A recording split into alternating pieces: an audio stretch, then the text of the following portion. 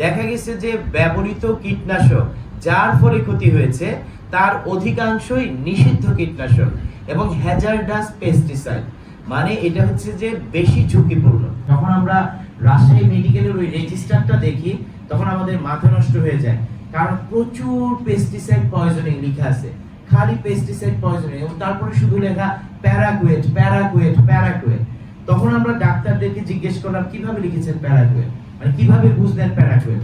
বলছে যারা বিষ খায় তারা ওই বিষের বোতল বা প্যাকেট নিয়ে আসে, সেটা দেখে আমরা আসলে প্যারাকুয়েট লিখছি। যেটা আমরা জানি না সেটা আমরা লিখেছি হইতেছে যে শুধু পেস্টিসাইড পয়জনিং।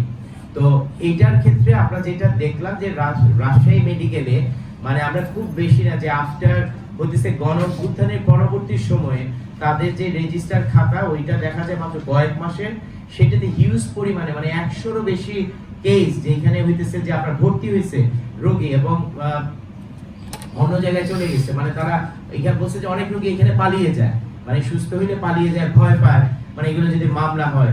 তখন আমরা একটা জিনিস জানতে চাইলাম যে সাপোজ যে হাসান নামে একজন ভর্তি হয়েছিল একটা ওয়ার্ডে 20 নাম্বার ওয়ার্ডে, ওনাকে এখান থেকে ট্রান্সফার করা হয়েছে 22 নাম্বার ওয়ার্ডে।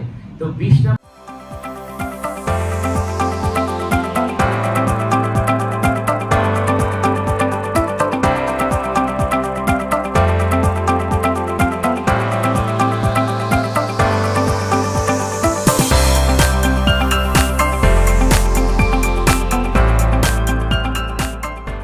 ওয়ার্ডের খাতা 22 নম্বর ওয়ার্ডের খাতা আলাদা কিনা, মানে হাসানকে ডুপ্লিকেট করা হয়েছে। ওনারা বলছেন যে না, এটা কোনো সম্ভবই না। তার মানে রোগী যদি ডুপ্লিকেট না হয় তাহলে এটা খুবই অ্যালার্মিং। রাজশাহীতে এই বিষ মানে এই যে পেস্টিসাইড পয়জনিং, আপনারা জানেন যে এটা বিশ্ব স্বাস্থ্য সংস্থার একটা টার্ম, এটাকে বলে আনইনটেনশনাল পেস্টিসাইড পয়জনিং। এটা কিন্তু একটা হচ্ছে অপরাধ, মানে বিষ যিনি খাচ্ছেন তার জন্য এটা অপরাধ নয়, মানে বিষ যে আসলে খাচ্ছেন সেটার জন্য এটাই অপরাধ, কারণ এটা আনইনটেনশনাল পয়জনিং।